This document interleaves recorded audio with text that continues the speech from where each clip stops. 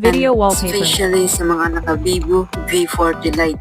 Halika na, para sa inyo to. Pumunta po tayo sa ating gallery. Select natin ang pinaka-the best nating video na gusto nating gawing wallpaper. Ito po yung napili ko. Pipindutin lang yung tatlong lahat sa baba. Select wallpaper. Tapos home screen ang pinili ko kasi doon ko gusto yung i-display. Tapos planay ko muna siya. Ayan.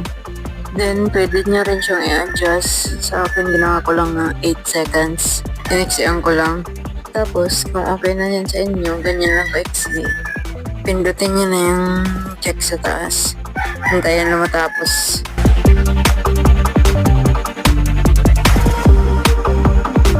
Ayan, successfully. Ayan na siya. Oh, diba? That's it. Thank you for watching, guys. At sana